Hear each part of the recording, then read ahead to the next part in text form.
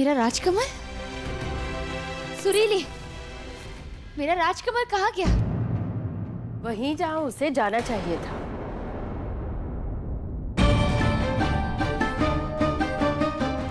माँ, कहाँ गया मेरा राजकमल? आप नहीं जानती, वो फूल मेरे लिए बहुत प्रिय था। उर्वी बेटा, कमल एक कीचड़ भरे पानी में ही ठीक से रह पाता है। वही उसका स्थान है।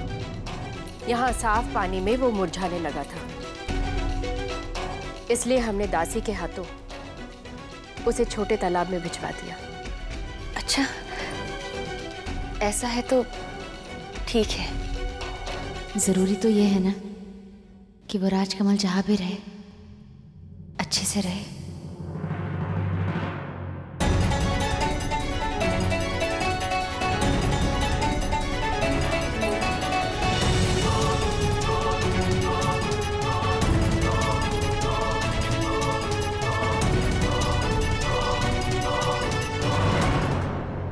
इतना दुख मात्र अपने अपमान का है या दिल की कुछ भावनाओं को भी शब्द के बाण घायल कर गए हैं?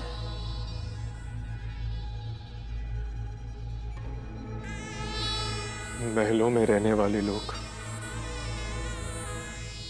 ये कभी नहीं जान पाएंगे कि अपमान का दर्द क्या होता है और उसका घाव कितना गहरा।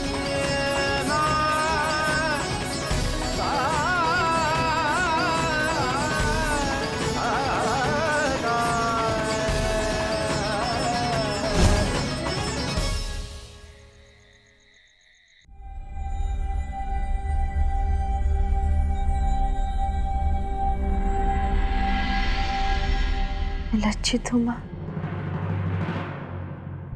मैंने आपसे कुछ छुपाया है और आज मैं आपको सब कुछ सच सच बता देना चाहती हूँ। मैं कर्ण की तरफ आकर्षित हो रही थी माँ।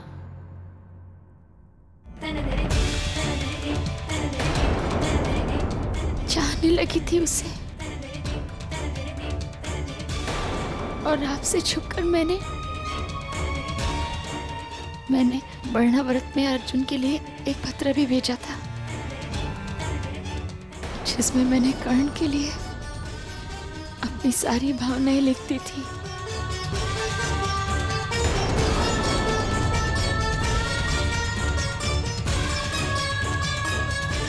पर अब पछता रही हूँ।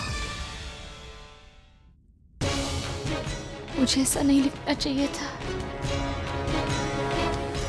अर्जुन का वो पत्र पढ़ के दिल टूट गया होगा।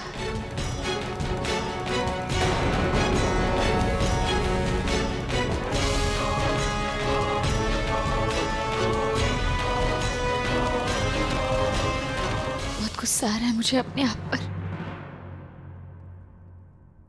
उस कर्ण को लेके मुझे इतना बड़ा भ्रम कैसे हो गया? उस जैसे कायर को वीर मान बैठी, मर्यादित, अपने आदर्शों पे चलने वाला मान बैठी। कैसे भूल गई कि एक वीर युद्ध करके जीतना जानते हैं, ऐसे छल से हत्या करके जीतना नहीं। किसी भी वीर की अंतरात्मा उसे ऐसे घृणित काम करने नहीं दे सकती।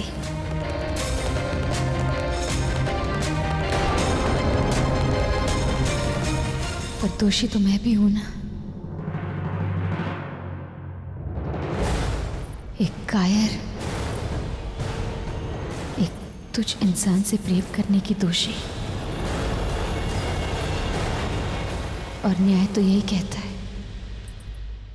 कि हर दोषी को दंड मिलना चाहिए।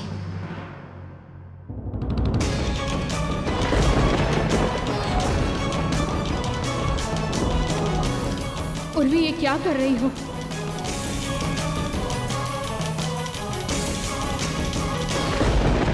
मुझे ऐसा सपना क्यों आया? क्यों मैंने कर्ण को कायर कहा?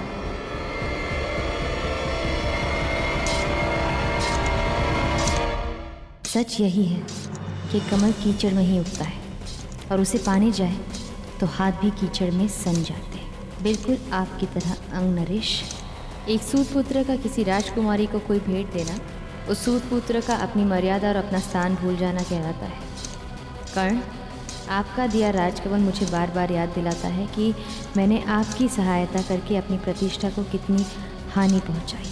धरती की धूल को मान देकर माथे पे लगाएं तो भी वो आँखों में गिरती ही है। मैं अर्जुन की हूँ और हमेशा रहूँगी, सर्वश्रेष्ठ धनुर्धर अर्जुन की।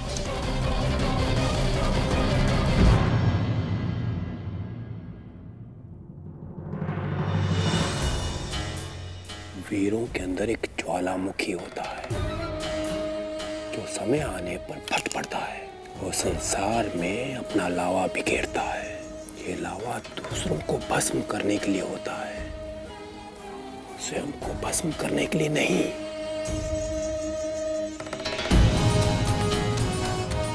कोई तुम पर वार करे, तुम्हें तोड़ने की चेष्टा करे, पलटकर उस पर वार करो और उसे ही तोड़ दो। यही वीरों को शोभा देता है अंगराज।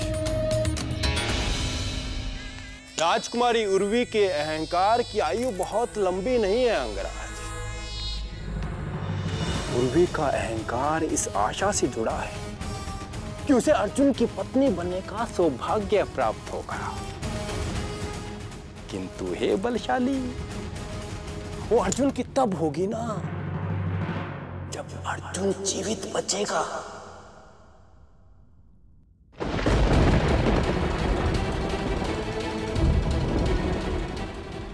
वो पांडव जो वर्णावत महल में सुख की नींद सो रहे हैं, उन्हें हमने चीर निद्रा में सुलाने का प्रबंध कर दिया है। मामा जी, ये क्या कह रहे हैं आप? हाँ अंगराज, हमने वर्णावत महल के प्रबंधक पुरोचन के साथ मिलकर उसी महल को उनकी चिता में बदलने का प्रबंध किया है।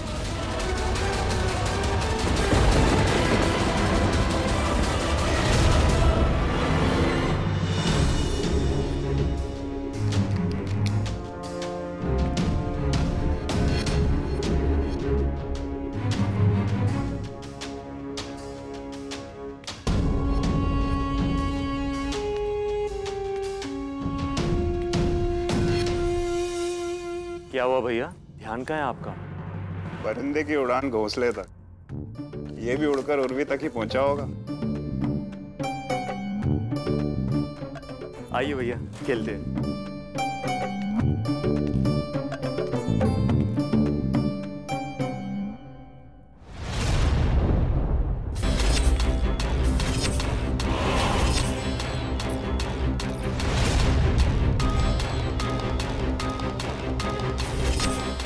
इसे इन राजकुमारों के भोजन में मिला देना। इसके प्रभाव से ये मूर्छित हो जाएंगे। उसके बाद हम इनकी चिता जलाएंगे।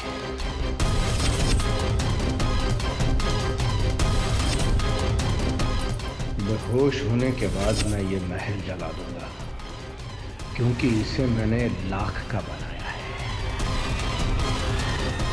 क्यों? मिली ना भीतर की अग्नि को थोड़ी ठंडा? धनुर्धर हम भी कम नहीं। एक तीर दो शिकार। अब पांडवों की मृत्यु से भांजे दुर्योधन को उसका राज और अधिकार मिले, और अर्जुन की मृत्यु से तुम्हारा प्रतिशोध भी पूरा हो जाएगा। जला हुआ कमल भेजा था ना उस उर्वी ने, अब तुम बदले में उसे विधवा के काले कपड़े भिजवा देना। मामा जी, ये क्या किया आपने? आप इतना नीचे गिर गए कि आपने छल करके पांडवों को, और आप अपने आप को वीर कहते हैं। आपने सोच भी कैसे लिया कि आपका ये षड्यंत्र जान मैं प्रसन्न होऊंगा, या मेरे प्रतिशोध की अग्नि शांत हो जाएगी? मामा जी, प्रतिशोध युद्ध के मैदान में लिया जाता है, बंद कमरे में गुप्त षड्यंत्र करके नहीं। अगर कोई मुझ पर कीचड़ उछाले और मैं उसकी बराबरी करने के लिए उसका मुंह काला कर दूं, ये ना तो मेरा स्वभाव है और ना ही मेरी मर्यादा। ये अनुचित है। अधर्म है। और ऐसे हासिल किया राज मेरे मित्र दुर्योधन पे सदा के लिए कभी ना मिटने वाला कलंक लगा जाएगा, अपयश दे जाएगा उन्हें। नहीं, मैं अपने मित्र के भाग में कभी अपयश नहीं आने दूंगा। मैं इतना नीचे नहीं गिर सकता। अपमान का बदला वीरों की तरह लिया जाता है। मामा शकु, आपको ये षड्यंत्र रोकना होगा। ये तो संभव है अंगराज। तीर कमान से निकल चुका है, पुरोचन की तैयारी भी पूर्ण हो चुकी है। आज वर्णावत महल पांडवों की है और राजकुमारी उर्वी के अहंकार की चिता बन धधकेगा।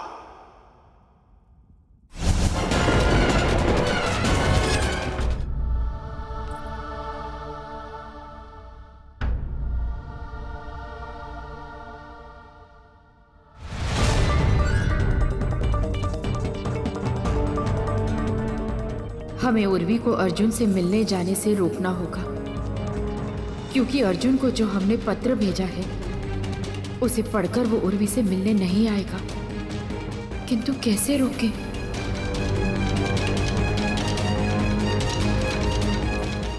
उर्वी, उर्वी बेटा, राजवैद किसी कार्यवश से बाहर गए हैं। एक बहुत बड़ा संकट आ गया है। कोई निर्धन लाचार बहुत बुरी तरह से बीमार पड़ गया है। तुम उसे देख लो, कदाचित वो बच जाए। उर्वी सोचो मत, एक राजा के लिए उसकी प्रजा उसकी संतान की तरह होती है। और वो राजा ही क्या जो अपनी प्रजा का ध्यान ना रख पाए। बेटा, तुम अपने पिता के नाम पे कलंक तो नहीं लगने दोगी ना?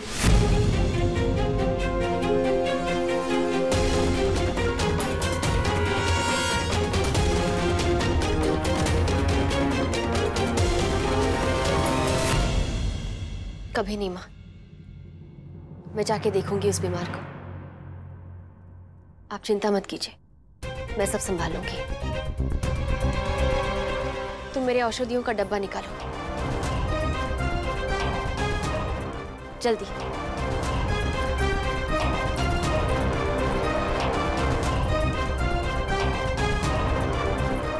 रुको, ध्यान रखो कि राजकुमारी रात तक कहीं निकल ना पाए।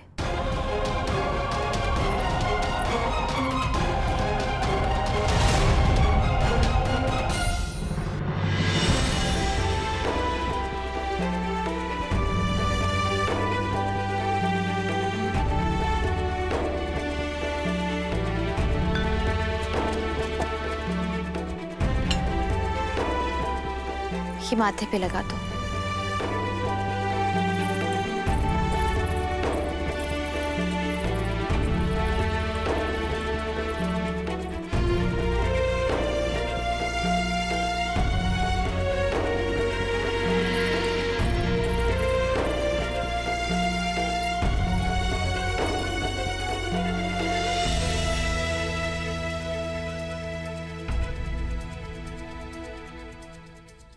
सब ठीक है। अब मैं अर्जुन को मिलने जा सकती हूँ।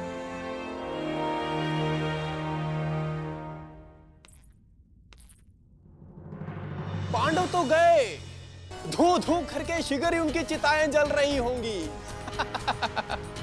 नहीं मामा जी, कदाचित ऐसा नहीं हो पाएगा, क्योंकि कर्ण पांडवों को बचाने के लिए निकल गया है।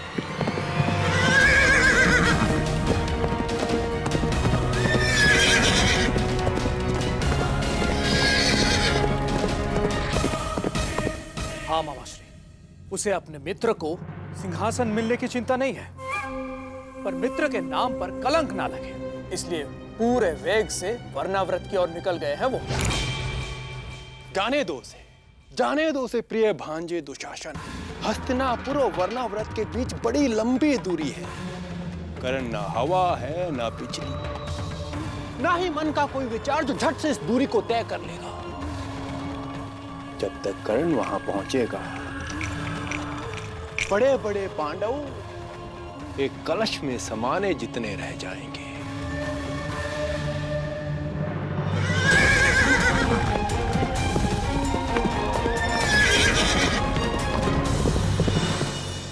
परंतु मामा जी मान ले कि अगर वो समय पर पहुंच गया तो आज ये अग्नि उसे भी अपना शिकार बनाएगी।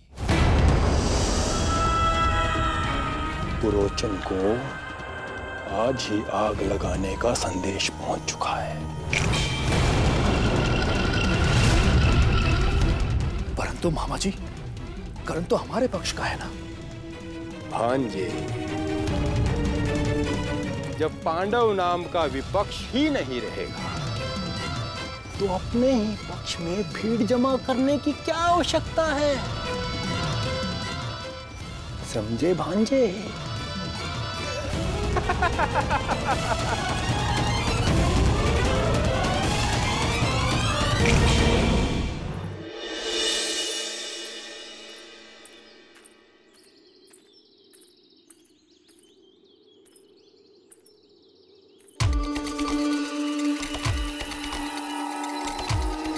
अर्जुन यहीं आने वाला है, कहीं आकर चला तो नहीं क्या? मुझे ज्यादा देर हो गई क्या?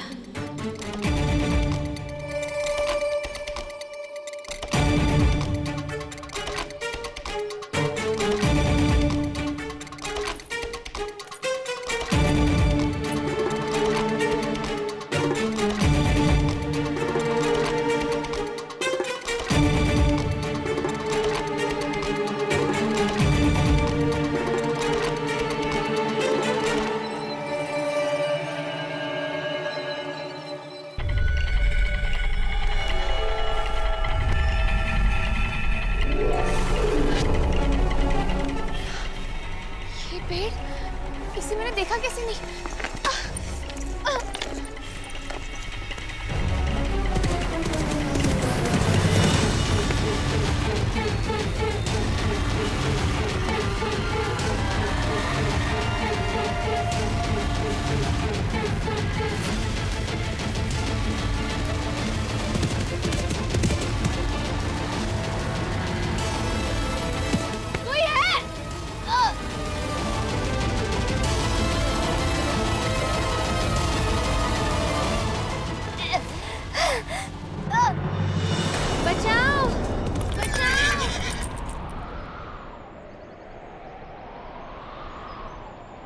बचाओ, बचाओ!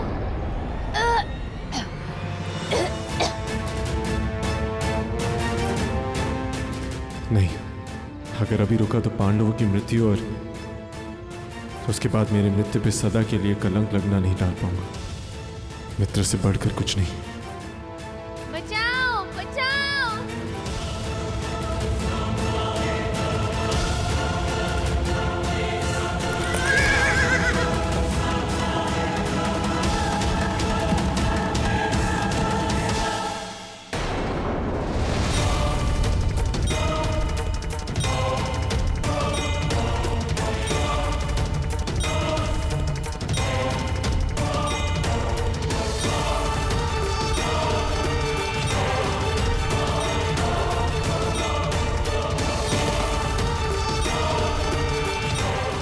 एक सूत पुत्र का किसी राजकुमारी को कोई भेंट देना उस सूत पुत्र का अपनी मर्यादा और अपना स्थान भूल जाना कहलाता है। कर्ण,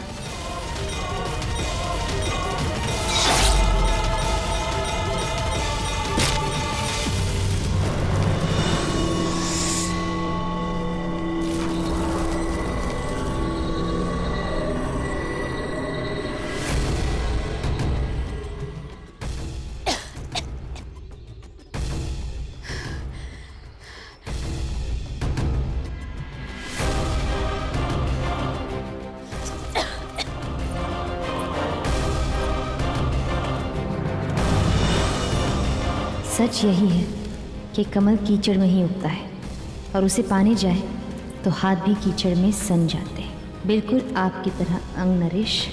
एक सूत पुत्र का किसी राजकुमारी को कोई भेंट देना उस सूत पुत्र का अपनी मर्यादा और अपना स्थान भूल जाना कहलाता है।